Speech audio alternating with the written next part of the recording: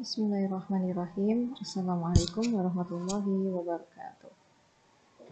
Anandaku semuanya yang sholih dan sholihah. Alhamdulillah pada hari ini kita akan melanjutkan materi pembelajaran kita yang berjudul Sejarah Islam di Indonesia. Hari ini kita akan membahas mengenai teori sejarah Islam pertama kali masuk ke Indonesia dan proses penyebaran Islam di Indonesia serta kerajaan Islam di Indonesia. Mari kita bahas selengkapnya.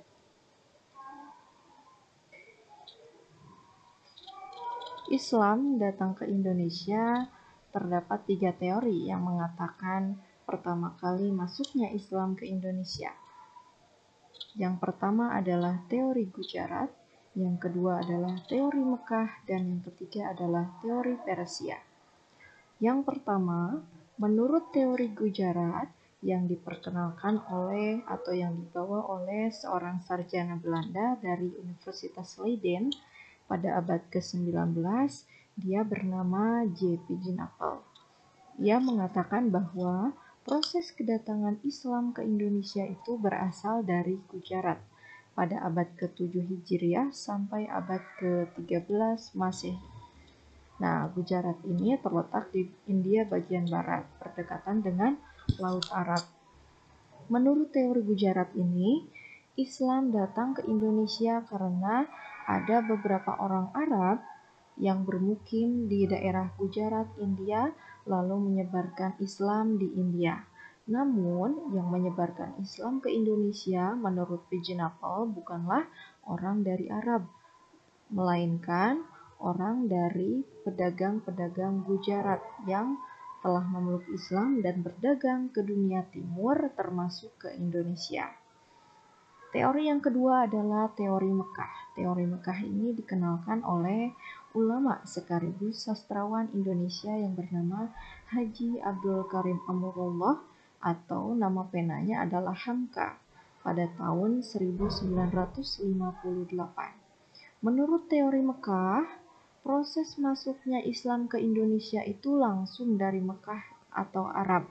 Proses ini berlangsung pada abad pertama Hijriah atau abad ke-7 Masehi. Nah, kira-kira abad ke-7 Masehi itu sekitar tahun 700-an. Nah, pendapat teori Mekah ini sendiri menjadi perdebatan karena tidak selaras atau tidak sama dengan teori yang sebelumnya, yaitu daerah Gujarat atau teori Gujarat. Namun, menurut teori Mekah ini, motivasi awal orang-orang Arab datang ke Indonesia itu bukan berdagang, tapi untuk menyebarkan agama Islam. Nah, dalam pandangan Hamka yang memperkenalkan teori Mekah ini, jalur perdagangan antara Indonesia dengan Arab itu telah berlangsung jauh sebelum tarikh Masehi. Teori yang ketiga adalah teori Persia. Pencetus dari teori ini adalah Husein Jayadiningrat, seorang sastrawan dan ilmuwan pribumi dari Indonesia yang berasal dari Banten. Ia mengatakan bahwa proses kedatangan Islam ke Indonesia itu berasal dari daerah Persia yang kini disebut dengan negara Iran pada abad ke-7 Masehi, sama dengan teori Mekah. Nah, dalam pendapatnya Husein Jayadiningrat ini memperkenalkan atau menganalisis dan juga memberikan penelitian bahwa memiliki kesamaan budaya antara Indonesia dengan Iran. Buktinya adalah pada perayaan 10 Muharram atau Asyura yang di Indonesia ini masih saat ini dirayakan oleh sebagian besar masyarakat Jawa Tengah. Pada perayaan 10 Muharram atau Asyura itu biasanya masyarakat Jawa Tengah membuat satu hidangan yang bernama bubur Asyura.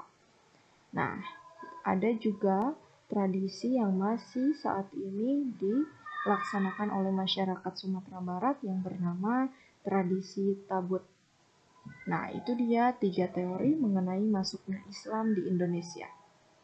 Kita perlu memberikan kesimpulan bahwa Islam datang atau Islam turun ke bumi ini melalui Nabi Muhammad SAW yang diutus oleh Allah Subhanahu wa taala. Nabi Muhammad lahir di kota Mekah. Maka dari itu, awal kemunculan Islam adalah tentunya di kota Mekah. Nah, bagaimana sih setelah Islam itu datang ke Indonesia dan apa yang dilakukan oleh orang-orang Islam di Indonesia untuk menyebarkan agama Islam dan mengembangkan agama Islam di Indonesia? Ada 6 cara yang dilakukan oleh para ulama, oleh para wali songo, oleh para ustadz, dan juga orang-orang yang baru saja memeluk agama Islam di Indonesia. Yang pertama adalah melalui perdagangan. Proses penyebaran agama Islam dilakukan oleh para pedagang Muslim yang menetap di kota-kota yang membentuk perkampungan Muslim seperti di perkampungan Pekojan, Jakarta Barat. Nah, perkampungan ini yang awalnya menandakan bahwa Islam itu sudah masuk di Indonesia. Dan yang kedua adalah melalui perkawinan. Prosesnya adalah orang yang sudah lebih dulu masuk Islam dikawinkan atau dinikahkan dengan orang yang berminat untuk masuk agama Islam. Kemudian yang ketiga adalah melalui proses dakwah yang dilakukan oleh para wali songo dan para ulama lainnya ke perkotaan, pedesaan, maupun pegunungan dan pelosok-pelosok yang ada di Indonesia. Kemudian yang keempat adalah melalui pendidikan. Saat Islam masuk ke Indonesia, banyak sekali bermunculan dan berdiri pondok-pondok pesantren yang didirikan oleh para ulama dan juga wali songo di Indonesia, khususnya di Pulau Jawa. Nah, pondok pesantren ini yang menjadi cikal bakal berkembangnya Islam di Indonesia. Kemudian yang kelima adalah melalui seni budaya. Nah, contohnya adalah yang dilakukan oleh Sunan Kalijaga.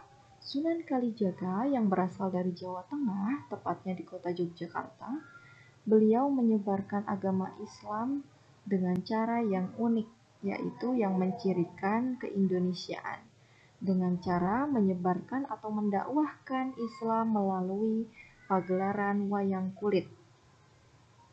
Nah, dan yang keenam adalah melalui proses tasawuf. Tasawuf adalah merubah pola pikir masyarakat yang masih menganut kepercayaan Hindu-Buddha ataupun animisme-dinamisme menjadi minat atau dirubah menjadi kepercayaan Islam. Nah, itu dia penyebaran Islam di Indonesia. Sekian dari Ustazah, mudah-mudahan bermanfaat. Wassalamualaikum warahmatullahi wabarakatuh.